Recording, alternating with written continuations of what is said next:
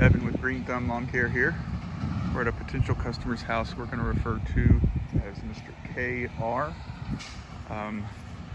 Looking at the front lawn here, it looks like this was originally primarily a fescue lawn. Looks like it hasn't had any care for a while as far as weed control. So quite a mix of different things in here. Some violets spread throughout, clover. Looks like we might have some Bermuda in here. I'm sure we do. It looks like this is what this was. It's dormant right now, but it'll come back in the summer. It'll thicken up, and most customers don't want Bermuda in their lawn because it crowds out the fescue. It's a very aggressive grower. Crowds out the fescue and then leaves a brown spot where it goes dormant for the winter. So if we were going to get rid of that, we would want to come in here in the fall. And it's probably going to be mixed in good enough or spread out enough that it looks like we would probably want to just kill this entire thing. We did this just across the street. You're probably familiar or remember that. As you can see, it's a nice green lawn now. But I would say that's probably what we're looking at, unless the customer doesn't mind the Bermuda mixed in here. Looks like I just saw some nimble will too. Yeah, some nimble will. Same thing with that.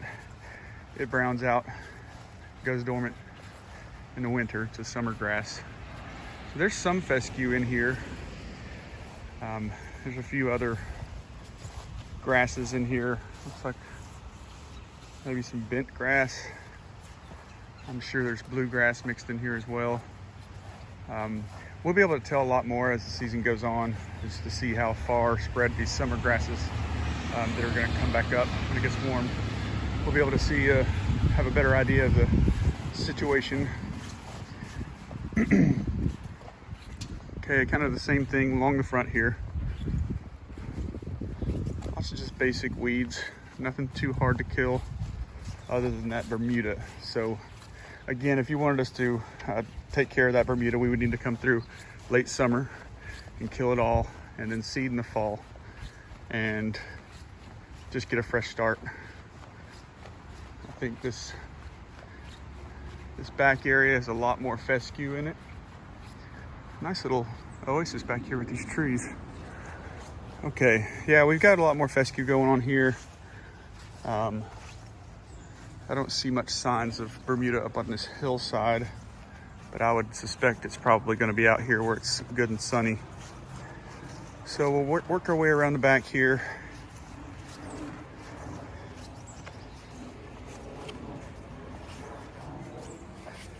It looks like back here there's enough decent grasses that we could treat this now, and it would thicken up what's here, and it would look pretty good. I don't actually see. I see some nimblewill.